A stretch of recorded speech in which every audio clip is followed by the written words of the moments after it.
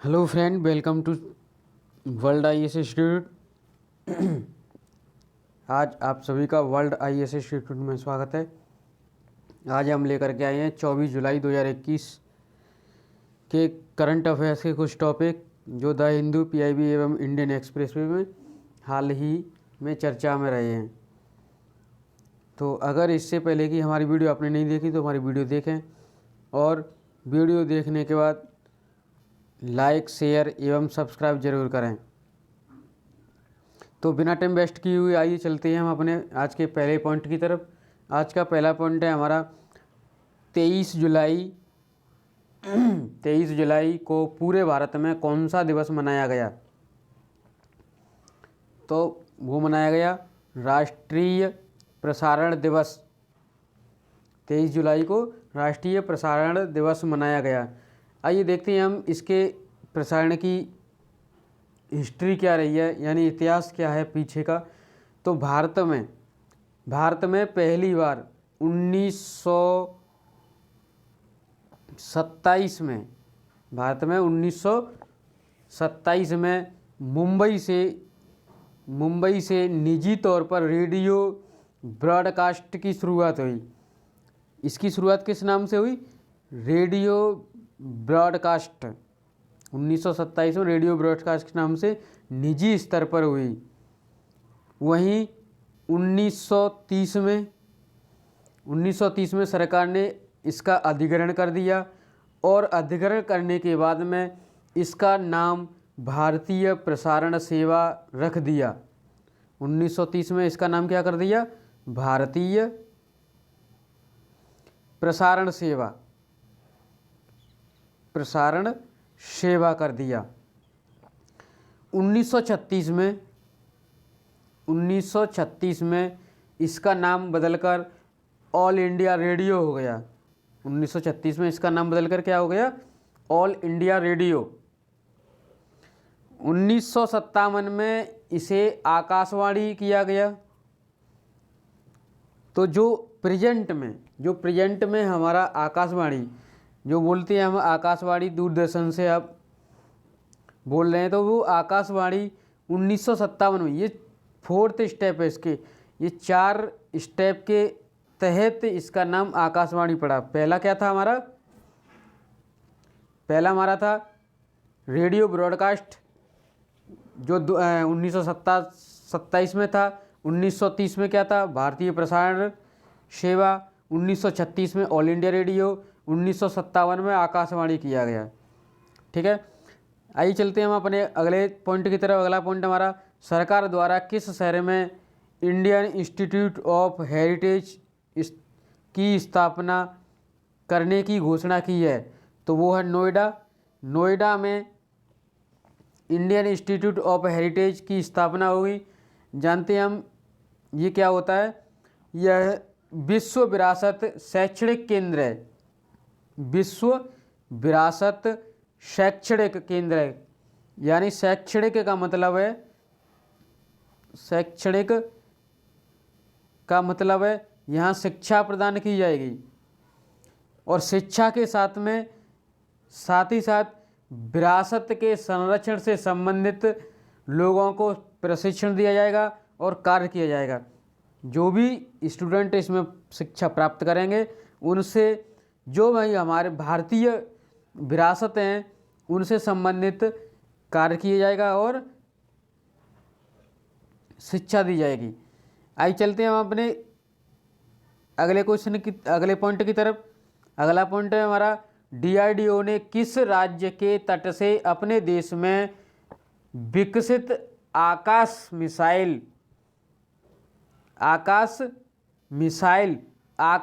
NG का परीक्षण किया है? अपने देश में विकसित है, यानी ये इंडिजीनियस नहीं है, ये भारतीय निर्मित। तो ये किसे? उड़ीसा के तट से किया गया है। आइए देखते हैं हम कुछ आकाश एनजी के बारे में पॉइंट। इस आकाश एनजी का परीक्षण सफल रहा। यह नई पीढ़ी की आकाश मिसाइल है। नई पीढ़ी की आकाश मिसाइल है। और ये man portable anti tank guided missile है, MPAGM, MPAGM,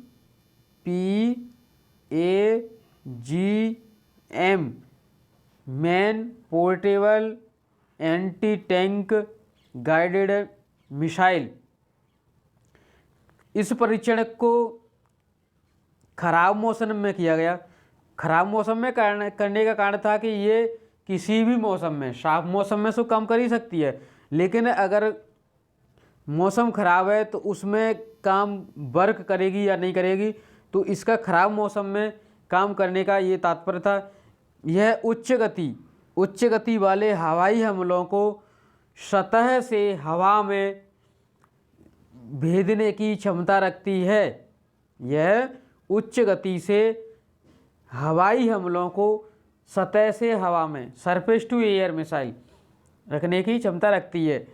आइए कुछ पॉइंट हम DRDO के बारे में जान लेते हैं। DRDO की फुल फॉर्म है defence research and development organisation. Defence research and development organisation, इसको हिंदी में रक्षा अनुसंधान एवं विकास संगठन बोलते हैं। हिंदी में क्या बोलते हैं? रक्षा अनुसंधान एवं विकास और संगठन। इसकी स्थापना 1958 में की गई। इसकी स्थापना 1958 में की गई। नेक्स्ट पॉइंट है हमारा, हाल ही में वर्ल्ड हेरिटेज कमेटी ने किसे यूनेस्को की विश्व विरासत सूची से हटा दिया है? तो लिवरपूल मैरीटाइम मार्केटाइल सिटी को विश्व विरासत सूची से वर्ल्ड हेरिटेज कमेटी ने हटा दिया है। कमेटी का ये अपना निर्णय खुद ले सकती है, इसी को किसी का दबाव नहीं है। इसका निर्णय अपना बदल भी सकती है और बरकरार भी रख सकती है। तो ये उसका खुद का ओपिनियन है। ठीक, हमारा नेक्स्ट पॉइंट आता है हमारा फिफ्थ, ओलंपिक गेम 2032 का आयोजन किस शहर में करने की घोषणा की गई है? अभी हाल ही में टोक्यो ओलंपिक चल रहे हैं, टोक्यो ओलंपिक, लेकिन 2032 के ओलंपिक का आगाज अभी से कर दिया गया है। वो कहाँ पर होंगे? ब्रिस्बेन में। 2032 के ओलंपिक ब्रिस्बेन में खेले जाएंगे। अगला पॉइंट हमारा आता है 6, हाल ही में किस भारतीय खिलाड़ी ने ओलंपिक गेम में रजत पदक जीता है?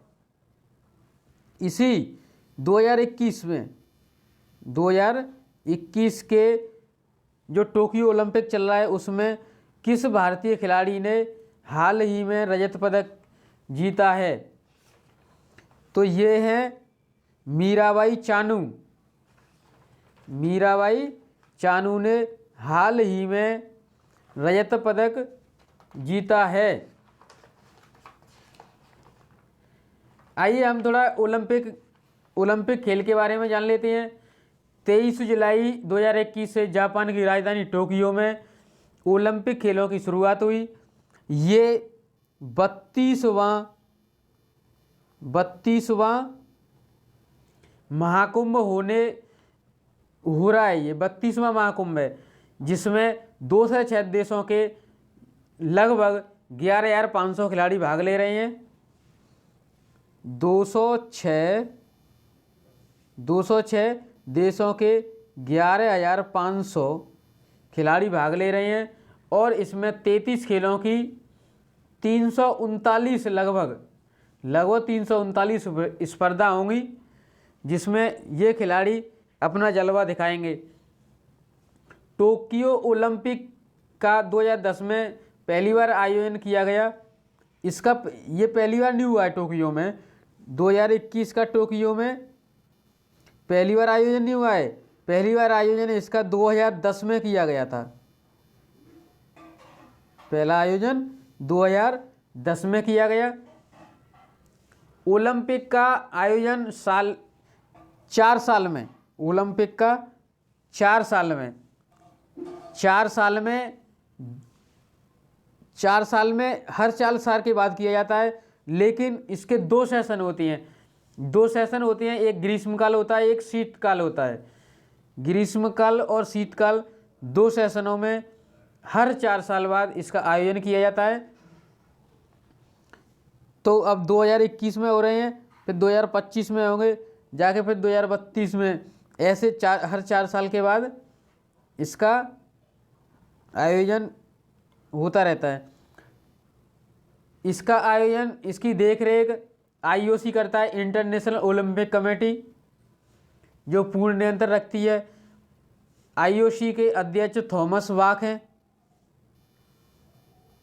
थॉमस बाख।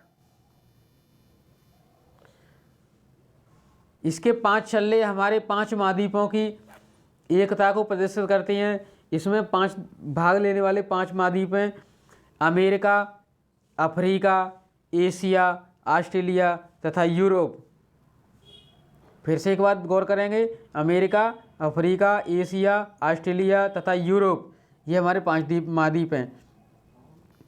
आइए चलते हैं हम अपने अगले पॉइंट की तरफ। अगला पॉइंट है हमारा, हाल ही में दुनिया का तीसरा तथा भारत का दूसरा सबसे बड़ा स्टेडियम कहाँ बनाया जाएगा? कहाँ बनाया जाएगा? तो वो बनाया जाएगा जयपुर के राजस्थान में। दुनिया का तीसरा तथा भारत का दूसरा सबसे बड़ा क्रिकेट स्टेडियम जयपुर के राजस्थान में बनाया जाएगा। आइए चलते हैं हम अपना अगला पॉइंट। अगला पॉइंट है हमारा, अगला पॉइंट है 8। अगला पॉइंट है 8, हाल ही में प्रोजेक्ट बोल्ड किस राज्य में शुरू किया गया है? तो वो है राजस्थान। बोल्ड की हम फुल फॉर्म देखेंगे। बोल्ड की फुल फॉर्म है bamboo oases on land in drought. Bamboo, B से बैम्बू, ओ से ओसियोसिस, ऑन, एल से लैंड, इन, डी से ड्रॉट। बैम्बू समझते हैं, बैम्बू को हिंदी में बांस कहते हैं। बांस की खेती के लिए एक जनजातीय गांव निचला मंडवा, जो उदयपुर का गांव है, वहाँ से इसकी शुरुआत की गई है। हम अपने सेकंड लास्ट क्वेश्चन की तरफ चलते हैं। हाल ही में कल्पना चावला के बाद अंतरिक्ष में उड़ान भरने वाली भारतीय मूल की दूसरी महिला कौन बनी है? तो वो है शिरीषा बांदला। नेक्स्ट लास्ट पॉइंट हमारा, हाल ही में बने कोऑपरेशन मंत्रालय को शामिल करते हुए भारत में कुल मंत्रालयों की संख्या कितनी हो गई है? तो वो हो गई है 41, यानी 41 हमारे संपूर्ण भारत में मंत्रालय हो गए हैं। कोऑपरेशन मंत्रालय यानी सहकारिता मंत्रालय, सहकारिता, यह प्रशासनिक, कानूनी एवं पॉलिसी फ्रेमवर्क को मजबूत करने का काम करेगा। किसको? प्रशासनिक, कानूनी ढांचे को एवं पॉलिसी फ्रेमवर्क को मजबूत यानी स्ट्रांग बनाने का काम करेगा। तो ये थे हमारे 24 जुलाई 2021 के करंट अफेयर्स के टॉपिक। आपने अगर हमारे पिछली वीडियो नहीं देखे तो वीडियो देखें, लाइक, शेयर एवं सब्सक्राइब जरूर करें। आज के लिए बस इतना ही। Thank you for watching.